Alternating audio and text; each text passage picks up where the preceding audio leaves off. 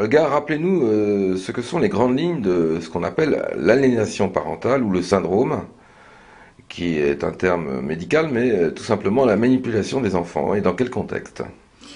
Alors, l'aliénation parentale a eu un petit peu de difficulté à être admise en tant que concept ici en France.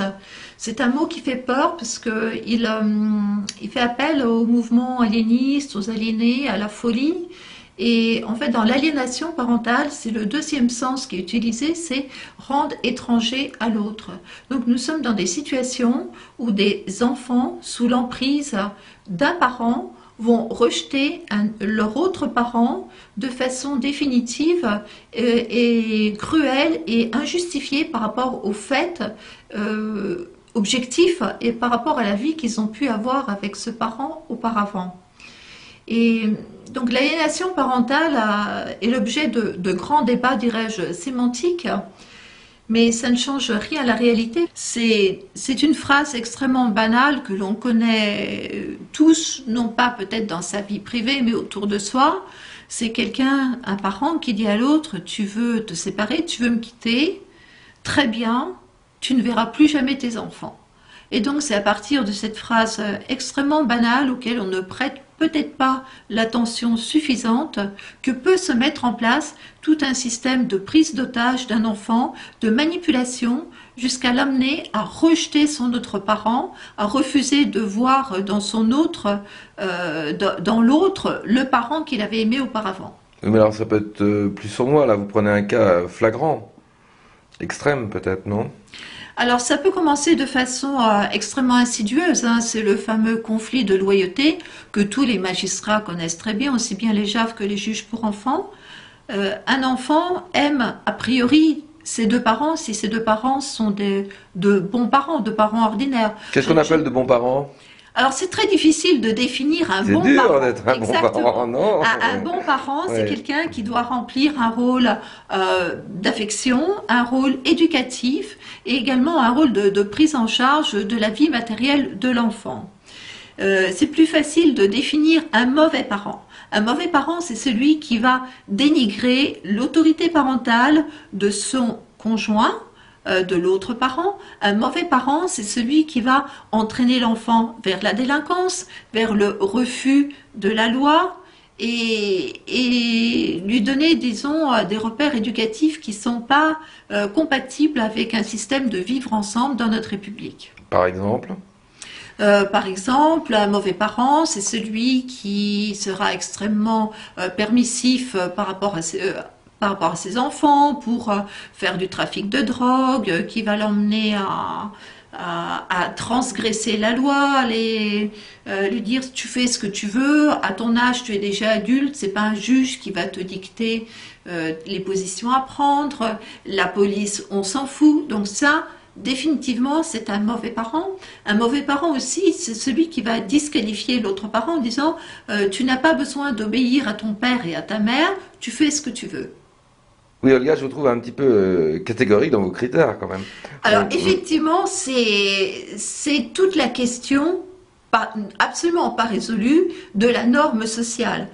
Qu'est-ce que l'on admet comme étant bon ou qu'est-ce que l'on admet comme étant marginal? oui. Quelles normes est-ce qu'on peut établir aujourd'hui dans nos sociétés qui sont multiculturelles, où l'on a des familles extrêmement diverses dans leur histoire, dans leurs pratiques et dans leurs croyances et dans leurs valeurs?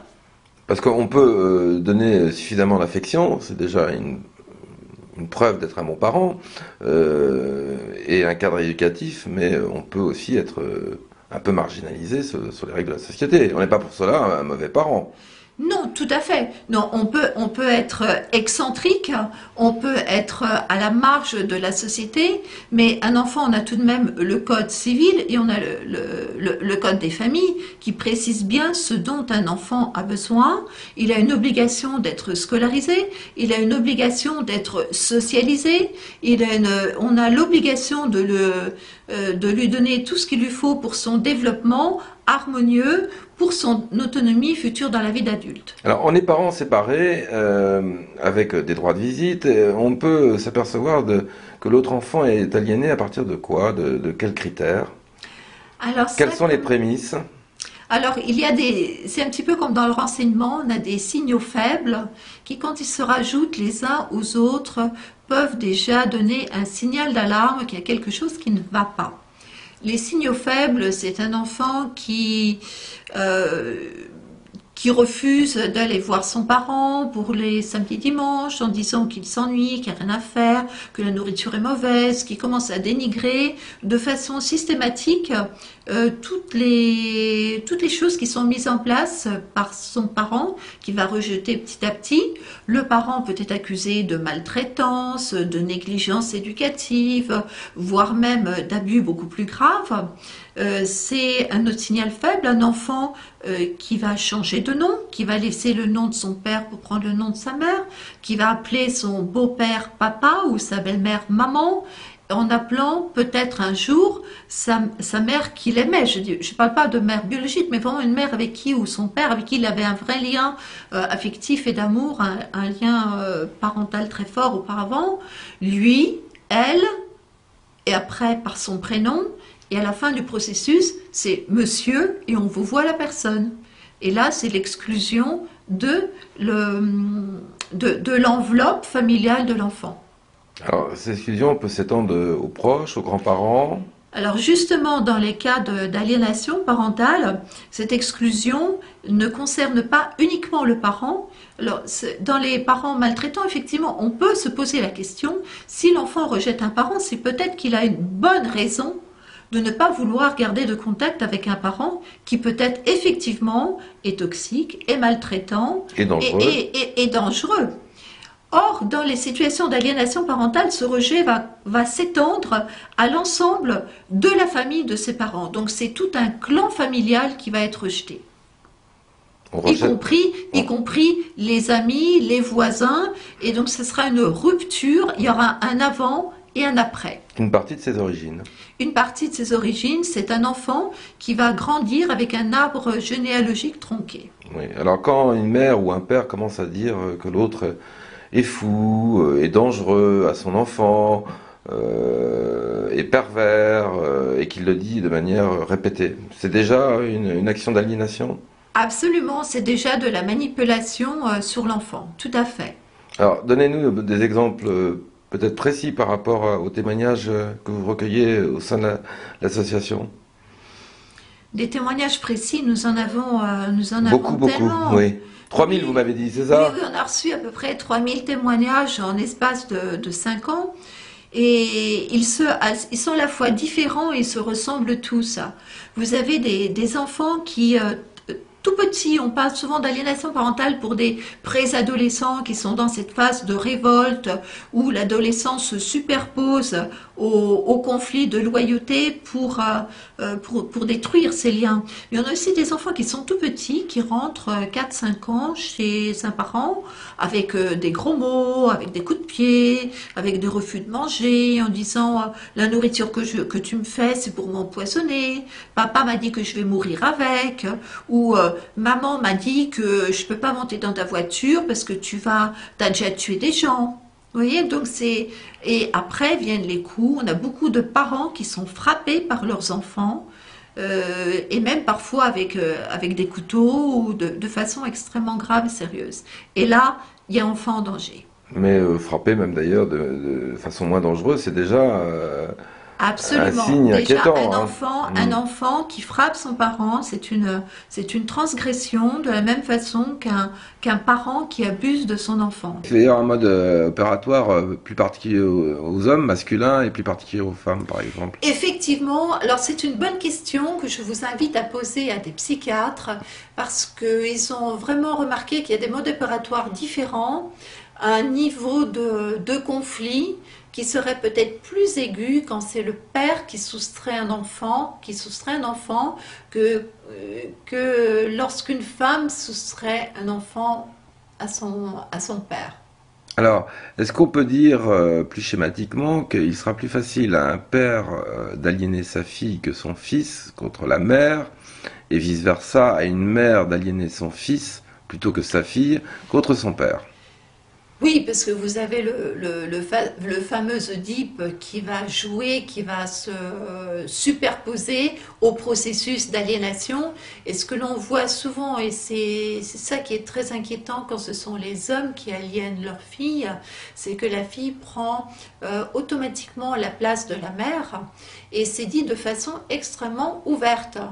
Tu n'es plus ma mère parce que tu as quitté papa. Donc tu n'es plus la femme de mon père, c'est moi qui suis la femme de la famille. C'est moi qui deviens la femme du foyer. Et on voit revenir des enfants, des jeunes filles de 13-14 ans, avec une alliance au doigt, avec un diamant de fiançailles pour leur anniversaire de 13-14 ans, voire des petits cœurs autour du cou en disant à toi pour toute la vie. Bon, le gars, vous êtes de mauvaise foi parce que un garçon peut aussi prendre la place de son père et se Tout à considérer fait. comme le conjoint de sa mère, hein. Tout à fait, tout à fait. Sauf qu'il n'aura pas une alliance. Là, je vous parle Oui. de signes Non, extérieurs. je Voilà, plaisantais.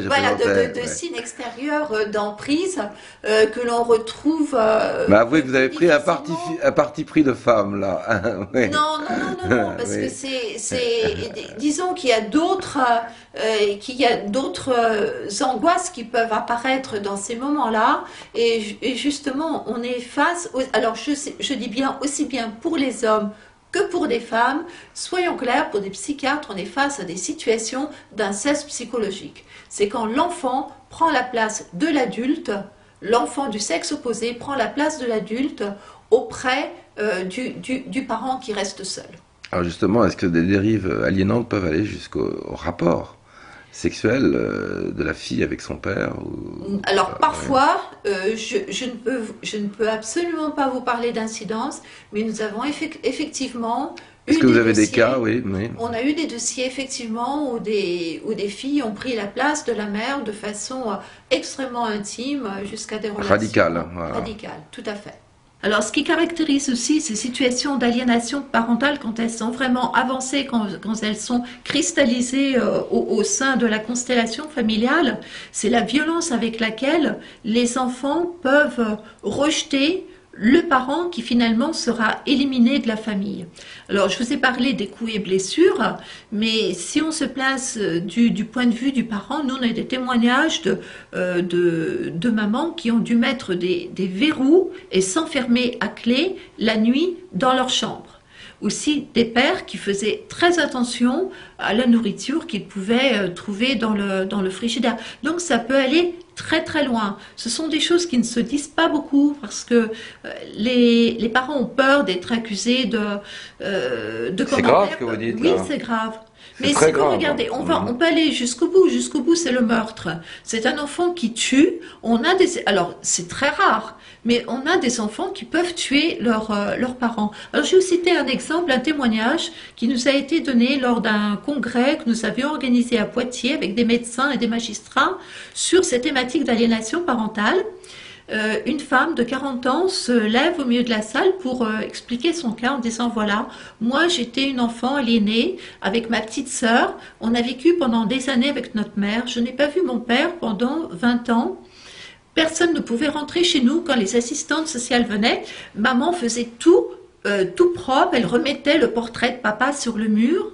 Et à chaque fois que mon père venait nous voir pour les samedis dimanches, elle refusait de lui ouvrir. Et un jour, elle m'a dit, c'est encore ce type-là qui va venir. Ce type-là, pas mon père. Elle m'a dit, tu prends la carabine et tu sais ce qu'il te reste à faire. Ma mère est montée à l'étage. Alors c'était le silence absolu dans la salle. Et la jeune femme a eu 1 minute de respiration. Elle a dit, j'ai ouvert la porte, mais je n'ai pas pu tirer. Et cette phrase, je n'ai pas pu tirer, a traduit cette horreur, l'abomination du conflit de loyauté dans lequel elle se trouvait par rapport à sa mère. Elle aurait dû tirer, elle aurait dû tuer son père, mais elle n'a pas pu le faire. Cette femme aujourd'hui est en thérapie depuis 15 ans.